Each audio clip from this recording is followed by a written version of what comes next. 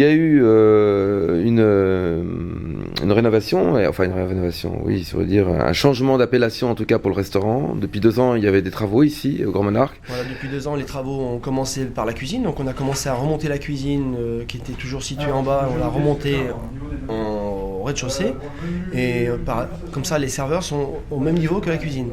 En même temps, on a créé une nouvelle salle qui s'appelle la cour. La cour, donc, qui remplace le Madrigal. L'ancienne brasserie qui s'appelle le Madrigal. Ouais. Et le Madrigal redevient un bar comme c'était pour les noctambules qui connaissaient le Grand Monarque depuis quelques années. Voilà. D'accord. Et le Madrigal a repris sa place comme ça lui était dû. Et la cour nous a permis de redonner un coup de boost à la restauration qu'on avait besoin. Enfin, puis c'est très agréable, hein. On est dans une loggia. La salle est magnifique, la salle est très très belle, un très beau caractère. Il y a des petits salons en plus. On a agrémenté autour de cette grande salle centrale, on a agrémenté des petits salons individuels, donc ils peuvent accueillir jusqu'à 20 personnes. Voilà. Sachant que les grands repas de famille de 50-60 personnes existent de moins en moins, et que les repas d'entreprise, etc., excèdent rarement 15-20 personnes, donc c'est intéressant de développer ce concept de petits salons. Dans la semaine, vous faites une moyenne de combien de couverts à la cour ? À la cour, on doit être à 130-140 couverts jour. En moyenne, je sais pas, on n'a pas encore, j'ai pas les chiffres exacts. On est monté jusqu'à 200-220 couverts en une seule journée au mois de décembre. L'objectif, c'est pas de faire du couvert, surtout de fidéliser aussi, fidéliser une clientèle. D'améliorer ce qu'on fait au quotidien. Voilà. On avait des points à améliorer, donc on a tenté d'améliorer en mettant la cour au niveau de la cuisine et on y arrive bien. Voilà. Et par rapport à l'ancienne carte du Madrigal, qu'est-ce qui a changé ? La carte est sensiblement la même, on n'a pas changé, on n'a pas surtout pas changé nos prix. Simplement on travaille on a une carte plus courte et plus dynamique. On essaye de changer nos plats à peu près tous les 15 jours. On essaye de faire tourner notre carte plus rapidement. On colle aux produits de saison. On travaille de plus en plus de produits frais. Voilà, et le plat du jour est toujours présent comme c'est l'été avant. Voilà, notre idée principale, c'est quand même de faire du produit frais, de faire du produit de saison. Alors, parlons un peu des styles, justement. Alors, la cour a un style direct. La cuisine de la cour est un style direct, c'est sur une seule assiette, où le produit est mis en avant, point barre, avec un légume qui l'accompagne, sans une recherche trop compliquée de cuisine. C'est pas le but, il faut que ça aille vite le midi aussi, il faut que ce soit construit, mais que ce soit rapide. Par contre, au gastro, au Georges, donc, on a défini un style de cuisine qui part de la muse-bouche. Donc la muse-bouche, comme vous avez pu le voir, c'est un légume que l'on travaille de 4 manières différentes.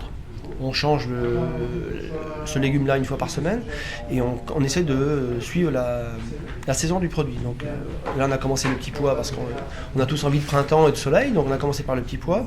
On était encore il n'y a pas si longtemps que ça dans la betterave et chaque semaine on change. Voilà. Sur la carte, par contre, en elle-même, chaque plat est divisé en 2 assiettes. Oui. Soit nous avons une assiette qui accompagne l'autre dans une finalité normale, soit c'est un contraste. À titre d'exemple, donc on a une assiette, c'est un tartare de Saint-Jacques au céleri, donc avec une salade de céleri. Et dans l'autre assiette, nous avons des Saint-Jacques poêlés, servis avec une sauce céleri. Donc on a un cru et un cuit. D'accord. Voilà. Votre équipe représente... on a à peu près 22 personnes en cuisine. 22 personnes en cuisine, oui. 22 personnes qui se desservent les 2 restaurants, entre le gastro et la brasserie.